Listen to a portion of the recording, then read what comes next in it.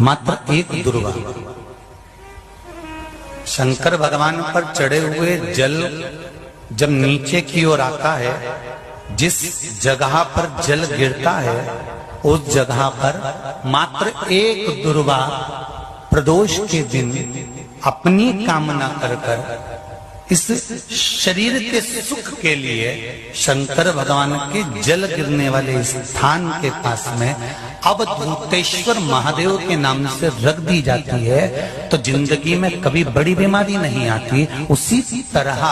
जिससे रोग को समाप्त करने के लिए दुर्वा का प्रयोग किया जाए। मान लो कोई हड्डी से जुड़ा हुआ रोग, नेत्रों से जुड़ा हुआ, मस्तिष्क से जुड़ा हुआ कोई रोग रहता है, तो एक नीले कलर का फूल आता है। उस फूल में हल्दी डालकर प्रदोष पड़ने पर जो नंदी के पांव के पास समर्पित कर देता है महाराज, उसका रोग धीरे धीरे समाप्त होने लगता है। लिंग पुराण कहती है कि नंदीश्वर भगवान के सामने जो पुष्प समर्पित करा जाता है उसको, ये तो लिखा था स्कंद पुराण और शिव पुराण। लिंग पुराण कहती है जो फूल आपने समर्पित करा उसको लाकर पानी की बाल्टी में डालकर आप स्नान भी कर सकते हो, उससे भी हड्डी के जितने रोग हो। मान जब जिंदगी बहुत संघर्ष में चल रही हो, बहुत दुख का जीवन चल रहा हो, बहुत कष्ट का जीवन चल रहा हो, बहुत कष्टमय जीवन चल रहा हो, तब शमी के 5 पत्ते, शमी के 5 पत्ते एक दुर्वा के साथ एक अक्षत चावल का एक दाना, वो भी हल्दी में भिंगोया हुआ हो या केसर में भिंगोया हुआ हो, शमी पत्र 5, एक दुर्वा, एक चावल का दाना, जो दिल से हृदय से बेलपत्री के वृक्ष के नीचे पार्थिव लिंग का निर्माण कर कर मट्टी का शिवलिंग बनाकर प्रदोष काल में, मतलब शाम के समय पर शिवलिंग बनाकर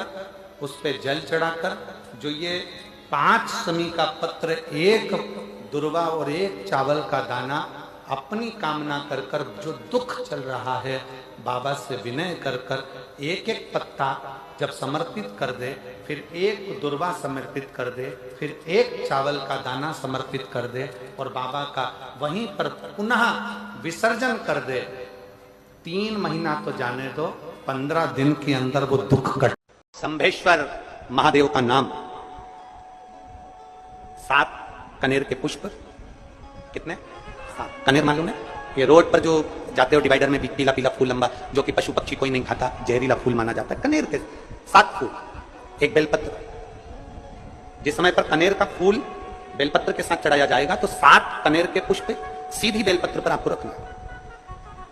2-3 प्रदोष कर कर देखना। अगर कोई आपसे कहे कि आपका भाग्य ठीक नहीं चल रहा, आपकी किस्मत ठीक नहीं चल रही, आपके ग्रह ठीक नहीं चल रहा है, आप भाग्यशाली नहीं हो, पहले तुम वहां से उठ जाओ, उसके बाद में देवाधिदेव महादेव के पास 7 कनेर के पुष्प एक बेलपत्र में रखकर नंदीश्वर के पास में बैठकर श्री शिवाय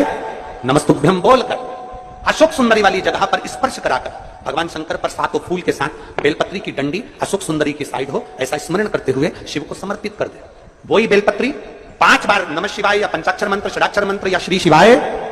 नमस्तुभ्यम बोलकर वही बेलपत्री 3 प्रदोष, 4 प्रदोष, 5 प्रदोष, 2 प्रदोष, जितने प्रदोष आप चढ़ा रहे हैं प्रदोष काल में, वो बेलपत्री लाकर अपने कक्ष में अपने पूजन वाले स्थान पर रखते जाओ। एक बेलपत्री एक प्रदोष पर लाओगे, अगला प्रदोष आएगा, कितना अंतर पड़ता है आपके भाग्य बदलने में, आपको खुद मालूम पड़ जाएगा कि आपकी किस्मत कैसे बदल रही है। मेहनत आपको करना है, परिश्रम आपको करना है, लगन आपको लगाना है, और बेलपत्री और कनेर का पुष्प शिव को चालू करो प्रदोष चढ़ाना। और जब प्रदोष चढ़ाओगे तो अगस्त के महीने की जो प्रदोष आएगी 17 अगस्त को, तब तुम सियोर कावड़ भरने के लिए आओगे।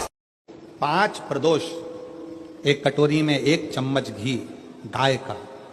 देसी गाय का 1 चम्मच घी हथेली में मध्य में लगाकर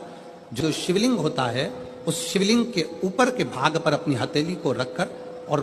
जो अशोक सुंदरी वाली जगह है उस जगह पर अपनी हथेली का घर्षण करना चाहिए। लगभग 5 प्रदोष अगर आपने कर लिया तो निश्चित है आपकी बुद्धि में कभी गलत विचार पूजन करते समय आएगा ही नहीं। और गलत दृष्टि की ओर जाओगे।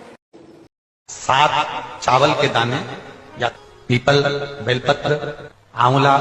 वटवृक्ष या फिर शिवाला, प्रदोष के दिन 7 चावल के दाने आप इन जगह में से कहीं पर भी अगर आप समर्पित कर देते हैं तो उसके बाद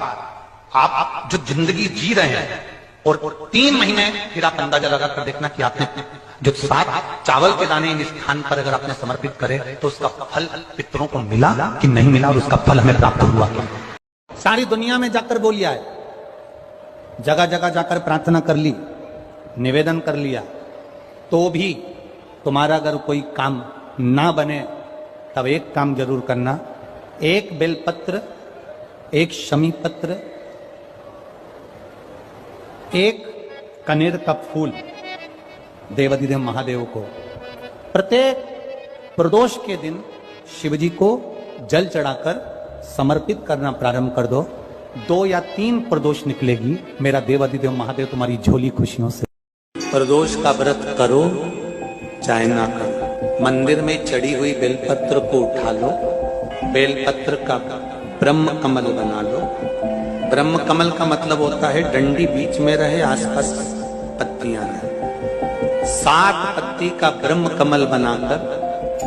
प्रदोष का व्रत करें ना करें, जरूरी नहीं है कि वृक्ष से ही पत्ती लेकर आओगे तो ही शंकर जी को चढ़ाओगे। शिव जी पे से चढ़ी हुई उठाकर धोकर ब्रह्म कमल बनाकर बाबा से विनय कर कर, हे प्रभु आज मैं इस काम के लिए जा रहा हूं, बाबा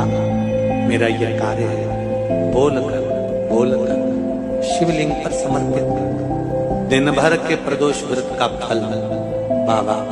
एक बेलपत्री समर्पित करने पर ही प्रदान कर देता है। शिव